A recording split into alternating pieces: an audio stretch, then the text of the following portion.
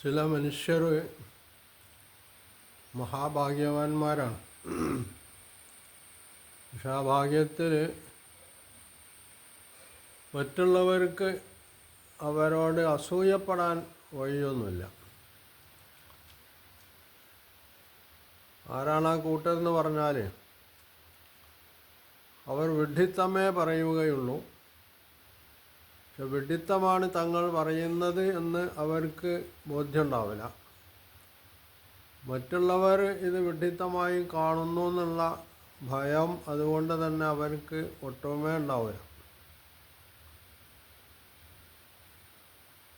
വൃക്ഷത്തിൽ ആല് മുളച്ചാൽ ആ ആല് പോലും തണലായി കരുതുന്ന ആളുകളാണവർ. അങ്ങനെയുള്ള ആളുകളുടെ കൂട്ടത്തിലാണ് നമ്മളുടെ ഇ.എ. ജബ്ബാർ ഉള്ളത്. ഇ.എ. ജബ്ബാറിൻ്റെ മണി വലിയൊരു ചോദ്യമുണ്ട്. മതപണ്ഡിതന്മാർക്ക് ആർക്കെങ്കിലും ഇതിന് മറുപടി പറയാൻ പറ്റുമോ എന്നാണ് പല ചോദ്യം. ഏതാണ് ആ ചോദ്യം, എന്തിനെ പറ്റിയാണതെന്ന് പറഞ്ഞാൽ സൂറത്ത് നിസാ, ഖുർആനിലെ 4-ാമത്തെ അധ്യായം, അതിൽ 59-ാമത്തെ ആയത്തുമായി ബന്ധപ്പെട്ടിട്ടാണ്. യാ അയ്യുഹല്ലദീന ആമനൂ അത്തിയുല്ലാഹ വ അത്തിയുർ റസൂല വ ഉലിൽ അംരി മിൻകും വഇൻ തനാസഅതും ഫീ ഷൈഇൻ ഫറുദ്ദൂഹു ഇലല്ലാഹി വർ-റസൂലി ഇൻ കുൻതും തുഅ്മിനൂന ബില്ലാഹി വൽ യൗമിൽ ആഖിർ ദാലിക ഖൈറുൻ വ അഹ്സനു തഅ്വീല. ഇതാണ് ആയത്ത്.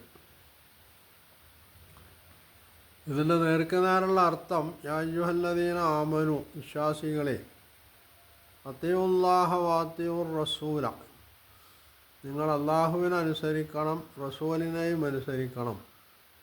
ഉലിൽ അംരി മിൻകും, നിങ്ങളിൽ നിന്നുള്ള കൈകാര്യകർത്താക്കൾ അല്ലെങ്കിൽ അധികാരികളെ അനുസരിക്കണം. ഫഇൻ തനാസഅതും ഫീ ഷൈഇൻ ഫറുദ്ദൂഹു ഇലല്ലാഹി വർ-റസൂൽ, പിന്നെ നിങ്ങൾ വല്ല കാര്യത്തിലും തമ്മിൽ തർക്കമായാൽ അല്ലെങ്കിൽ അഭിപ്രായ വ്യത്യാസം ഉടലെടുത്താൽ അത് അള്ളാഹുവിലേക്കും റസൂലിലേക്കും മടക്കുക. ദാലിക ഖൈറും വ അഹ്സനു തഅ്വീല, അതാണ് ഉത്തമം, ശുഭാന്ത്യത്തിൽ ഏറ്റവും നല്ലതും അത് തന്നെയാണ്. ഇതാണ് ഈ ആയത്തിൻ്റെ നേർക്കുനേരുള്ള അർത്ഥം. ഇതുമായിട്ട് ബന്ധപ്പെട്ടാണ് നമ്മളെ ജബ്ബാർ വിഡ്ഢിത്തങ്ങൾ എഴുന്നള്ളിച്ചു കൊണ്ടിരിക്കുന്നത്. ഒന്നാമത്തെ വിഡ്ഢിത്തം, അള്ളാഹുവും റസൂലും ജീവിച്ചിരിക്കുന്ന കാലത്തെ ഈ പറഞ്ഞതിന് പ്രസക്തിയുള്ളൂ. അള്ളാഹുവിൻ്റെ നബിയുടെ പിന്നെ അള്ളാഹുവും മരിച്ചു പോയാൽ പിന്നെ ഇതിന് പ്രസക്തിയില്ല എന്നാണ് ജബ്ബാറിൻ്റെ ഒരു കണ്ടുപിടുത്തം.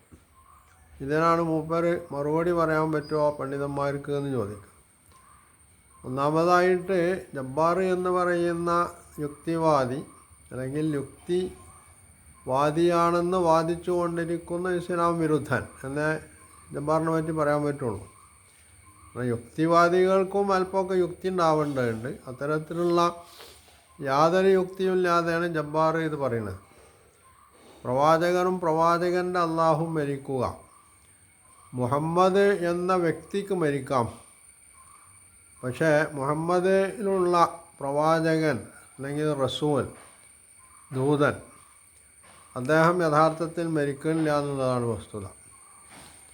പിന്നെ അദ്ദേഹത്തിൻ്റെ അള്ളാഹുവോ, ജബ്ബാറിനെ സംബന്ധിച്ച് അള്ളാഹു അല്ലെങ്കിൽ ദൈവം എന്നുള്ള ഒരസ്തിത്വത്തിൻ്റെ പ്രസക്തി വരുന്നില്ല.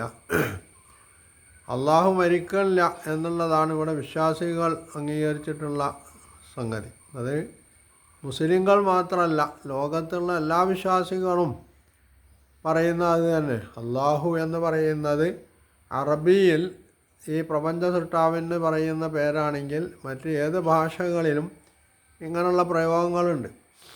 അപ്പോൾ ഈ ലോകത്തുള്ള മതവിശ്വാസികൾ, ഈശ്വര വിശ്വാസികൾ, അവരെല്ലാവരും ദൈവത്തിൽ വിശ്വസിക്കുന്നവരാണ്. ദൈവം മരിക്കുന്നില്ല എന്ന് അംഗീകരിക്കുന്നവരാണവർ. പിന്നെ ജബ്ബാറിനെ പോലുള്ള ബുദ്ധിഹീനന്മാരായിട്ടുള്ള കുറേ യുക്തിവാദികൾക്ക് മാത്രമാണ് ഇതിൽ സംശയമുള്ളത്. അല്ലെങ്കിലും തൻ്റെ ചിന്തയുടെ പരിധിയിൽ വരാത്ത ഒരു സംഗതിയെ സംബന്ധിച്ചൊരു മനുഷ്യൻ എങ്ങനെയാണ് അഭിപ്രായം പറയാം? ദൈവമുണ്ടോ ഇല്ലേ എന്നുള്ളത് മനുഷ്യന് തൊട്ട് കാണിക്കാൻ കഴിയാത്തൊരു സംഗതിയായതുകൊണ്ട്, അല്ലെങ്കിൽ പരീക്ഷണത്തിലൂടെ തെളിയിക്കാൻ കഴിയാത്തൊരു സംഗതിയായതുകൊണ്ട് ഇത് മനുഷ്യൻ്റെ ശാസ്ത്രീയ പരീക്ഷണങ്ങളുടെ പരിധിയിൽ വരുന്നൊരു സംഗതിയല്ല. യുക്തിവാദം എന്ന് പറയുന്നത് യഥാർത്ഥത്തിൽ അവർ പൊക്കിപ്പിടിക്കുന്നൊരു സംഗതി ശാസ്ത്രമാണ്. ശാസ്ത്ര കണ്ടുപിടുത്തങ്ങളും മറ്റും. ശാസ്ത്രത്തിൻ്റെ പരിധിയിൽ വരുന്നതാണോ ദൈവം? അല്ലാന്നുള്ള ഉറപ്പാണ്. കാരണം ശാസ്ത്രം കൈകാര്യം ചെയ്യണത് ഭൗതിക വസ്തുക്കളെ സംബന്ധിച്ചാണ്, അതുമായി ബന്ധപ്പെട്ടാണ്. ദൈവം അല്ലെങ്കിൽ അള്ളാഹു, ഈശ്വരൻ എന്ന് പറയുന്ന പരാശക്തി അത് പ്രാപഞ്ചിക പ്രതിഭാസത്തിൻ്റെ അപ്പുറത്തുള്ള ഒരു സംഗതിയാണ്. അതിനെ സംബന്ധിച്ച് എങ്ങനെയാണ് ഇവർ അഭിപ്രായം പറയുക? ഉണ്ടെന്നോ ഇല്ലെന്നോ വേണമെങ്കിൽ കവിഞ്ഞാൽ സന്ദേഹവാദിയാണ് എന്ന് പറയാമെന്നല്ലാതെ ദൈവമില്ല എന്നെങ്ങനെയാണ് ഇയാൾക്ക് പറയാൻ കഴിയുക? അപ്പോൾ യുക്തിവാദമല്ല ഇവിടെ യഥാർത്ഥത്തിലുള്ളത്, യുക്തിവിരുദ്ധ വാദമാണ് എന്നുള്ളതാണ് അതിൻ്റെ വസ്തുത. എന്നിട്ട് ഈ വിഡ്ഢിത്തമാണ് ഇങ്ങനെ വിളിച്ചു കൂവിക്കൊണ്ടിരിക്കുന്നത്. ദൈവം മരിക്കില്ല എന്നുള്ളതാണ് വസ്തുത. കാരണം പ്രപഞ്ചത്തിൻ്റെ സൃഷ്ടാവ് നിലനിൽക്കുന്നു എന്നതിൻ്റെ തെളിവ് പ്രപഞ്ചം തന്നെയാണ്. അതടക്കട്ടെ. ഇനി ഈ ഖുർആനിൽ പ്രയോഗിച്ച പ്രയോഗങ്ങളുടെ അർത്ഥം യഥാർത്ഥത്തിൽ ജബ്ബാറിന് തിരിഞ്ഞിട്ടുണ്ടോ? തിരിഞ്ഞിട്ടില്ല എന്നുള്ളതാണ് വസ്തുത. കാരണം ജബ്ബാർ തന്നെ പറയുന്നത് ജബ്ബാറിന് അറബി ഭാഷ അറിയില്ലാന്നാണ്. SSLC പരീക്ഷയിൽ 50% മാർക്കിന് തോറ്റു പോന്ന, 50% വിജയിച്ചതെന്ന് പറയുമ്പോൾ 50 മാർക്കിന് തോറ്റു എന്നുള്ള അർത്ഥം. പിന്നീട് ജബ്ബാർ അറബി പഠിക്കാൻ പോയിട്ടില്ല. അപ്പോൾ ഇവിടെ ഖുർആൻ പ്രയോഗിച്ച ഈ പ്രയോഗത്തിൻ്റെ അർത്ഥം യഥാർത്ഥത്തിൽ ജബ്ബാറിന് മനസ്സിലായിട്ടില്ല എന്നുള്ളതാണ് വസ്തുത. ഒന്ന്, ഈ സംഗതി പറയുന്നത് യാ അയ്യുഹല്ലദീന ആമനു, വിശ്വസിച്ചവരെ എന്ന് വിളിച്ചിട്ട് വിശ്വാസികളോടാണ്. ലോകത്തുള്ള എല്ലാ മനുഷ്യർക്കും ഇത് ബാധകമായിട്ടുള്ള ഒരു സംഗതിയല്ല, അവരോടല്ല ഈ സംബോധന. അവർ ചെയ്യേണ്ടതാണ്, അവരുടെ ബാധ്യതയാണ് എന്നുള്ളത് സംഗതി. പക്ഷെ അതവർ അംഗീകരിക്കാത്തത് കൊണ്ട് അവരെ തൽക്കാലം അതിൽ ബാധ്യപ്പെടുത്തുന്നില്ല. അല്ലെങ്കിൽ ഇതിൽ പറഞ്ഞ നിർദ്ദേശം അത് വിശ്വാസികളുമായി ബന്ധപ്പെട്ട ഒരു സംഗതിയാണ്. വിശ്വാസികളെ സംബന്ധിച്ചിടത്തോളം ജബ്ബാറിൻ്റെ ഇത്തരത്തിലുള്ള ഈ വിഡ്ഢിത്തങ്ങളൊന്നും അവരടുത്ത് വെറുപ്പോവില്ല. അപ്പോൾ അവിടെ യാ അയ്യുഹല്ലദീന ആമനു, വിശ്വസിച്ചവരെ, അത്തിയുല്ലാഹ വാത്തിയുർ റസൂല ഉലിൽ അംരി മിൻകും, നിങ്ങൾ അള്ളാഹുവിനെ അനുസരിക്കണം, റസൂലിനെ അനുസരിക്കണം, നിങ്ങളിൽ നിന്നുള്ള ഉല്ലംറിനെയും അനുസരിക്കണം. അതായത് വിശ്വാസികളിൽപ്പെട്ട ഉല്ലംറിനെ അനുസരിക്കണം എന്നാണ് ഇവിടെ പറയുന്നത്. അപ്പോൾ ഇവിടെ 3 കാര്യമാണ് ഖുർആൻ എടുത്തു പറയുന്നത്. ഒന്ന്, അള്ളാഹുവിനനുസരിക്കാറിനതിൻ്റെ താല്പര്യം എന്താണ്? അള്ളാഹു എല്ലാ മനുഷ്യരോടും സംസാരിക്കുന്നില്ല. ആ കാര്യവും ഖുർആൻ പറയുന്നുണ്ട്. മക്കാന ലി ബശരിൻ അൻ യുകല്ലിമഹുല്ലാഹു, അള്ളാഹു എല്ലാ മനുഷ്യരോടും സംസാരിക്കാനുള്ളതുണ്ടാവില്ല.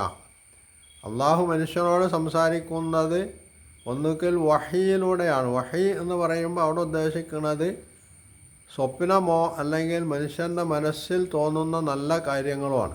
ഇൽഹാം എന്ന് പറയാനും സാങ്കേതികമായി.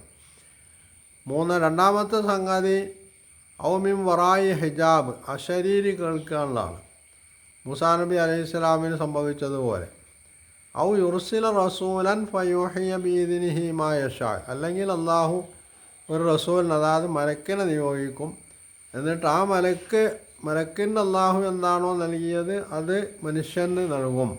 അതായത് മനുഷ്യനിൽ നിന്നുള്ള ദൂതന്മാർക്ക് നൽകും. ഇതാണ് പൊതുവിൽ പ്രവാചകന്മാരുടെ കാര്യത്തെ സംബന്ധിച്ച മലക്കുകളിലൂടെയുള്ള വഹി എന്ന് പറയുന്നത്. അപ്പോൾ അള്ളാഹുവിൻ്റെ കൽപ്പന, അള്ളാഹുവിൻ്റെ കൽപ്പനകൾ അനുസരിക്കാനുള്ളതാണെന്ന് സാമാന്യ ബുദ്ധിയുള്ള ഏത് മനുഷ്യനും ബോധ്യമാവും. ആ അള്ളാഹുവിൻ്റെ കൽപ്പന നിർദ്ദേശങ്ങൾ ലഭിക്കുന്നതോ അത് പ്രവാചകന്മാരിലൂടെ, അവൻ്റെ ദൈവത്തിൻ്റെ അള്ളാഹുവിൻ്റെ ഗ്രന്ഥങ്ങളിലൂടെയാണ്. അപ്പോൾ ആ ഗ്രന്ഥത്തെ അംഗീകരിച്ചുകൊണ്ട് ജീവിക്കുക. അതിൽ പറഞ്ഞതെന്താണോ, നിർദ്ദേശിച്ചതെന്താണോ, കൽപ്പിച്ചതെന്താണോ, നിരോധിച്ചതെന്താണോ അതൊക്കെ അനുസരിക്കുക എന്നുള്ളതാണ്. അള്ളാഹുവിനനുസരിക്കുക എന്ന് പറഞ്ഞാൽ എന്നത് സാമാന്യ ബുദ്ധിക്ക് ബോധ്യമാകുന്ന സംഗതിയാണ്. അതാണ് ഇവിടെ അതിബുദ്ധി രാക്ഷസനായിട്ടുള്ള വലിയ വിഡ്ഢിത്തങ്ങൾ എഴുന്നള്ളിച്ചു കൊണ്ടിരിക്കുന്ന ജബ്ബാറിന് മനസ്സിലാവാത്തത്. പിന്നെ വാത്തിയുർ റസൂലിനെ അനുസരിക്കണം. റസൂലിനെ അനുസരിക്കണമെന്ന് പറയുമ്പോൾ മുഹമ്മദ് എന്ന വ്യക്തി ഇവിടെ ജീവിച്ചിരിക്കണമെന്ന് ആവശ്യമുണ്ടോ? ഇതാഅത്ത് അനുസരണം എന്ന് പറയുന്നത് ഏത് കാര്യത്തിലാണ്? കൽപ്പനയും നിരോധവുമായി ബന്ധപ്പെട്ട കാര്യത്തിലാണ് യഥാർത്ഥത്തിൽ അനുസരണം എന്ന സംഗതി ഉള്ളത്.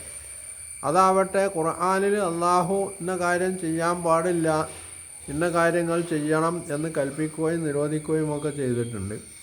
അതുപോലെ മുഹമ്മദ് നബിയും സമൂഹത്തോട്, മുസ്ലിങ്ങളോട്, വിശ്വാസികളോട് നിങ്ങൾ ഇന്ന രീതിയിൽ ജീവിക്കണം, ഇന്ന രീതിയിൽ ജീവിക്കാൻ പാടില്ല എന്ന് കൽപ്പിക്കുകയും നിരോധിക്കുകയും ഒക്കെ ചെയ്തിട്ടുണ്ട്.